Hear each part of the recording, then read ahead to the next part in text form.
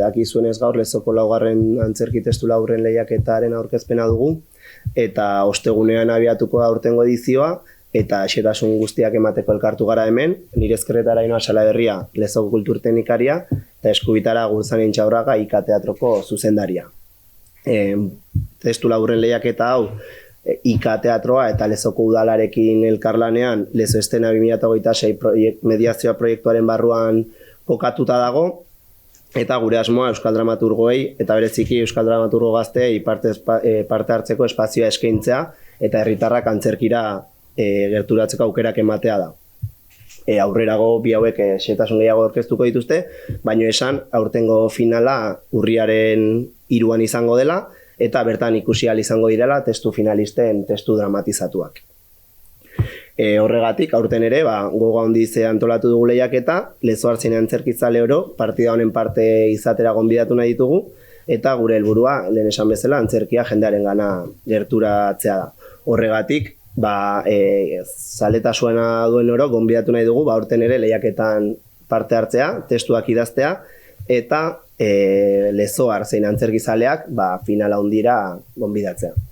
Eta Itzolek esandakoaren harira, aurtengo edizioa ostegunean abiatuko da, ostegun honetan bertan abiatuko da, testuak aurkezteko epearekin batera. Testuak aurkezteko epea apirilaren 23-tik, ostegun honetatik, irailaren 11 bitarte egongo da irekita, eguerdiko ordu biak arte, eta testuak bidaltzeko kulturabildua.lezo.eus elbidera bidali beharko dira.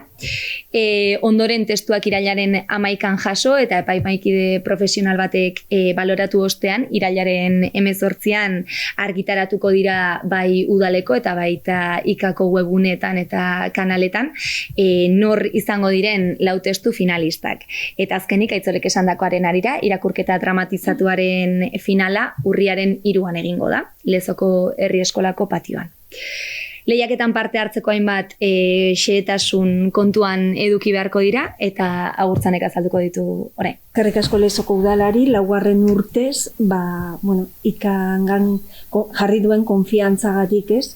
4. urtea da lehiaketarena, lehendabiziko urtean ez genekin nola aterako zen ere, erantzun izango zuen, eta, nik uste dut, esatea badaukagula, sendotu badaukagula, edo sendotzeko, sendotzeko bidean, lehiaketa hau.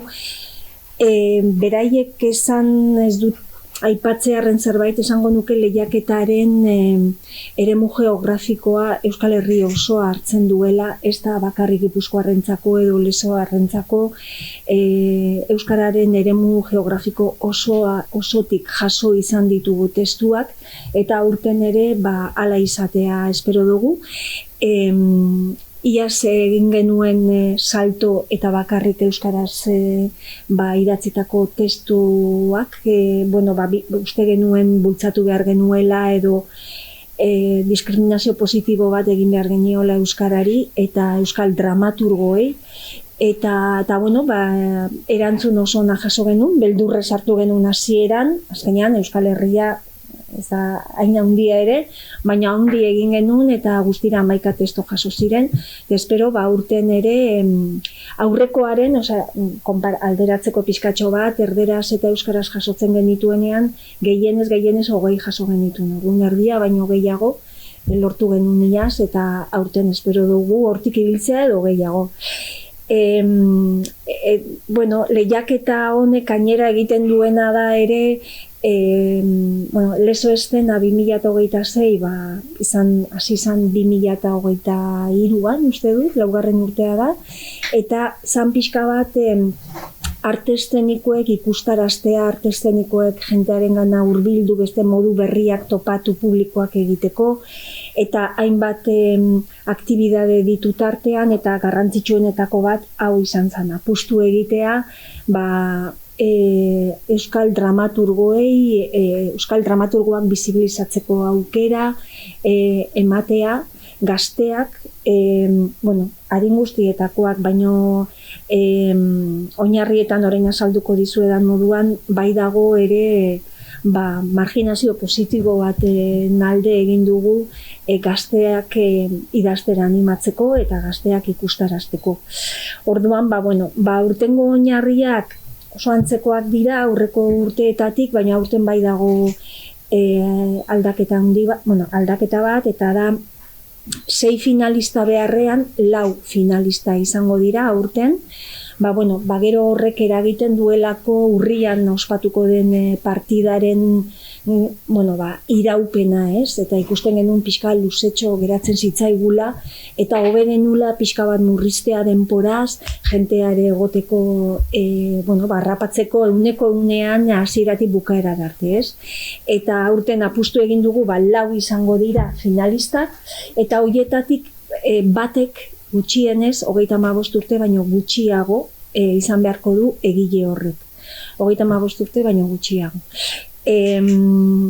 Parekidetasunaren aldetik, erabaki duguna da urten ere bai, parekidetasuna eta genero parekidetasuna esan nahi dut, ekitaldi osoan Lezo Eszena 2026 arlo osoan hartzeaz gain, partidari lotutako ekitaldi guztiak izaten dela pixka bat azkeneko ginda edo, hor parekidetasuna ekitaldiak berak mantentzea eta testuetan kalitatea primatzea. Orduan, baldintza da euskaraz izan beharko da, bai ala bai, eta batek 35 urte baino gutxiago izan beharko ditu. Antzeslanak aurrekoetan bezala 2 pertsonaikoak izango dira, eta horietako bat protagonista gazteak izan beharko du. Gaztea esaten dugunean, 35 urte baino gutxiago protagonista bat, eta Lezoko herriak ere modu librean agertu beharko du, aurrekoetan bezala, batzutan historia gertatu izan da Lezon bertan, edo pertsonaietako batek lotura izan du Lezokin, modu librean aukera izango dute aukeratzeko Lezon nola azaldu historia horretan, eta hortaz gain gaia ere librea da, esan dudana, gazte batek izan beharko du protagonista, eta estiloa, komedia, tragikomedia edo absurdoa, libre izango da ere alde horretatik, eta epaimahikidei buruz, aurten adostuta daukagu, dramaturgo berri bat, zuzendari dramaturgo aktore berria dena, Odei Arrastoa izango da, biamonatarra bat, eta bestea Olatz Gorrotxategi. Olatz Gorrotxategi iazko jaialdian zuzendari lanetan aritu zen, eta bera dramaturgoa da, eta zuzendaria, eta biak izango ditugu aurten, nik koordinatzen, boskarik gabe, baina euren eurak hautatuko dituzte 4 testu finalistak. Eta gero badakizuenez, urriaren 3an ospatuko da partida hori, eta hori bai partida horko irabazlea publikoak berak jarraituko du aukeratzen. Eta dramaturgo irabazleak aurten 1.000 euroko sari ordaina eramango du. Eta bai aurten, iaz bai gertatu zitzaigun, lotu dugu testuak originalak izan beharko dutela, ezin dirala inon egon edo argitaratuak, edo erdi antzestuak, eta ezin da izan inolako adaptaziorik ere. Orduan, hori bai garbi jarri dugu, eta gero testu horiek, 4 testu finalistak jarraituko dugu, Lezoko udalaren web orrian eta Ikaren web orrian argitaratuko dira behin jaialdia izan eta gero. Orduan, nik uste du lehiaketa honek badaukala eta aukera ere bai edizio bat egiteko liburutan aurreko urtetan egin den bezala. Nik uste dut lehiaketa honek ez dela testua bakarrik bidali eta listo, baduela bere ibilbide luzea eta aukera eman dramaturgoen izenak zabaltzeko, jendeak ezagutzeko, aurrez aurre edo edabideetan zuek egiten duzuen lanarekin, ez dela gaur hasi eta iraiaren 11an amaituko lan hori edo 18an jarraituko duela, luze, azkenean jenteak nahiko balu, gero irakurtzeko, ez bakarrik entzuteko, irakurtzeko aukera ere bai izango du gure web horrietan eta hor egongo dira, ez? Eta adibidez aurten egin dugun liburuskarekin edizio hori zabaldu da arte eszeniko eskoletara, institutoetara, bidali zaie beraiei, dramaturgoei, eginda zabalkunde bat, testu horiek egoteko ere, nahi duenaren esku.